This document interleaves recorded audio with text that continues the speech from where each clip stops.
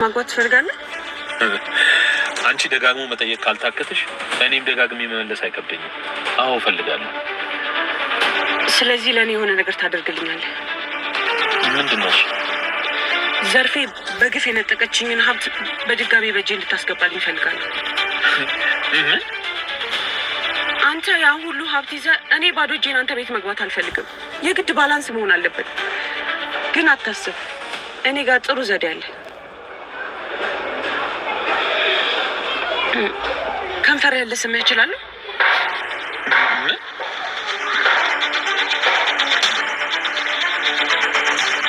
እንጂ ሉላ ምንድነው እያደረግሽ ያለሽው?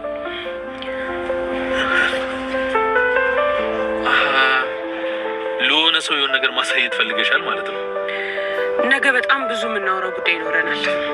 እንዴ ወደ ውስጥ ግባ አትይኝም እንዴ? ለሱ እንኳን በጣም ገና ነህ። ወደ ልብሽ አላልኩሽም እኮ።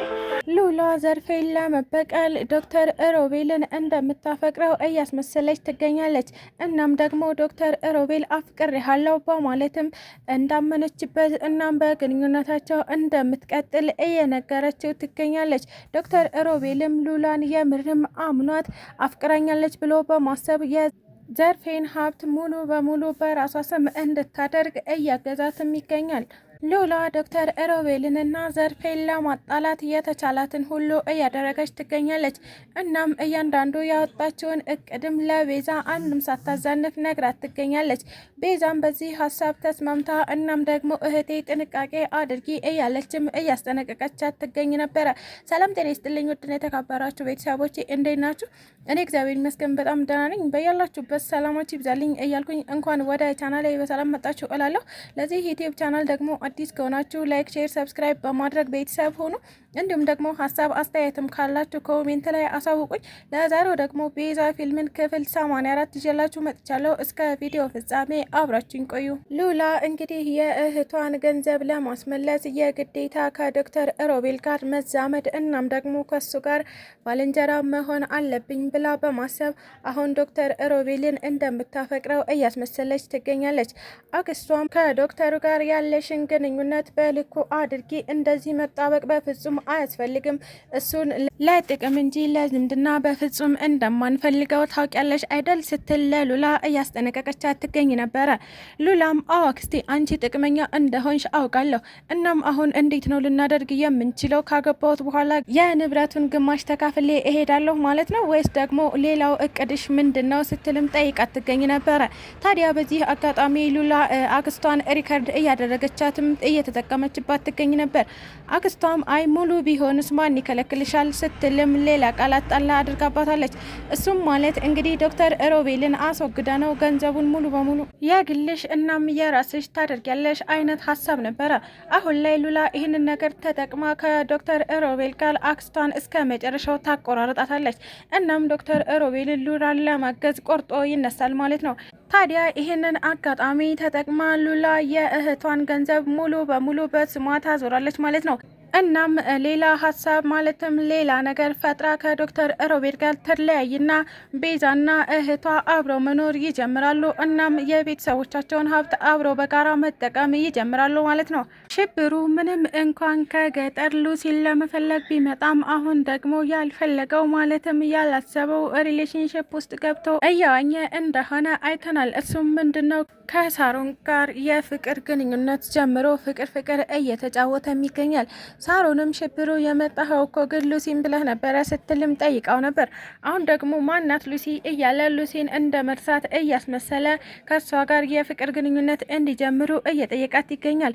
ሳሮንም በዚህ ነገር በጣም ደስተኛ ስለሆነች ማለትም ሳሚና ሉሲ በፍቅር እንዲኖሩም በማሰብ እሷ ደግሞ ከሽብሩ ጋር የግዴታ የፍቅር ግንኙነት መጀመር ስላለባትም ቢሆን አሁን ፍቅር እያጫወተችው ትገኛለች። እናም ወደ ገጠር ስትሄድ ባዶ እጅህን ከምትመለስ ለምን እኔን ይዘኸኝ አትሄድምም ስትል ጠይቀው ነበረ። ነገር ግን ሽብሩ እኔ ከፍቅር ይልቅ እልህ እፈራለሁ ማለትም ይሉኝታ እፈራለሁኝ ስለዚህ አንቺን ይዤ ሄጄ እነሱ ሲጠይቁኝ ደግሞ ማናት እላለሁኝ። ማለትም እኔ የመጣሁት ሉሲን ለመውሰድ ነበረ ሲል ነበር። እሱም አፍቅሬሻለሁ፣ ነገር ግን ወደ ገጠር ይዤሽ አልሄድም ሲል የነገራት።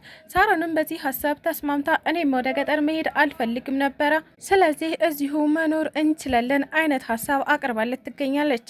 ቤዛ አሁን ላይ እህቴን ብቻዋን መተው አልፈልግም፣ እናም ከአጠገቧ መቆም አለብኝ።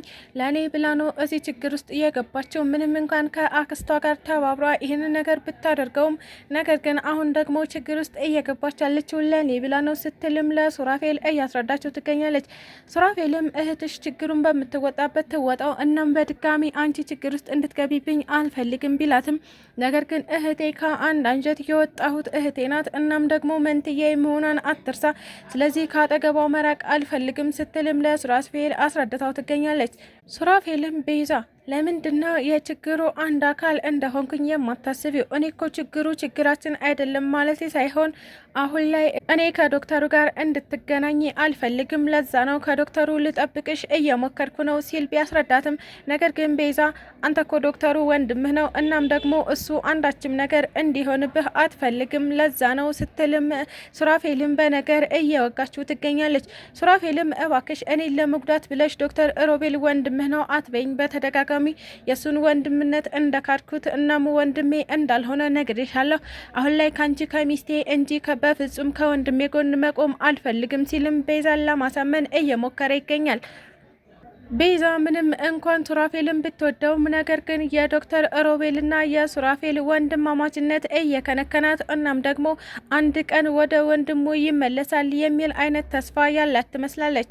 ይህ ነገር ደግሞ ማለትም የቤዛ ጥርጣሬ እያሳሰበው ያለው ሱራፌል አሁን ላይ ራሱን በመጠጥ ሱስ ለመደበቅ እየሞከረ ይገኛል።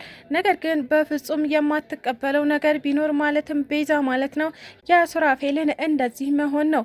እናም ምንም ብትጨናነቅ እንኳን እንደዚህ መሆን አልነበረብህም እያለችውም ቤዛ እያረጋጋችው ትገኝ ነበረ።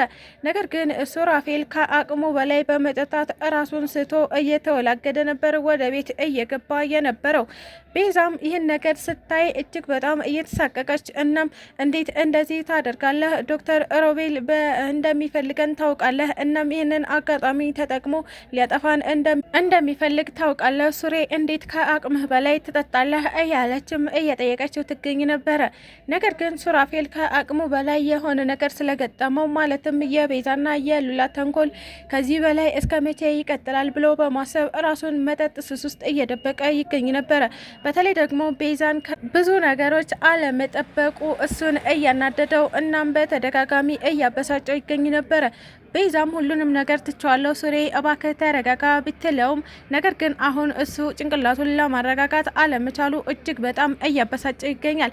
ቤዛ ከብዙ ነገር ጠብቄሽ ቢሆን ኖሮ እንደዚህ አይነት ችግር ውስጥ አትገቢም ነበረ። እኔ ልቤን ወደዛ ወደዚህ እያልኩኝ ነው እዚህ ችግር ውስጥ ልትገቢብኝ እያቻልሽው ሲልም ለቤዛ እየነገራት ይገኛል። ስለተከታተላችሁኝ እጅግ አድርጌ አመሰግናለሁ። ለቻናሌ ደግሞ አዲስ ከሆናችሁ ላይክ፣ ሼር፣ ሰብስክራይብ በማድረግ ቤተሰብ ሁኑ። እንዲሁም ደግሞ ሀሳብ አስተያየትም ካላችሁ ኮሜንት ላይ አሳውቁኝ። ኢትዮጵያ ለዘላለም ትኑር እያልኩ ሰናበታችኋለሁ።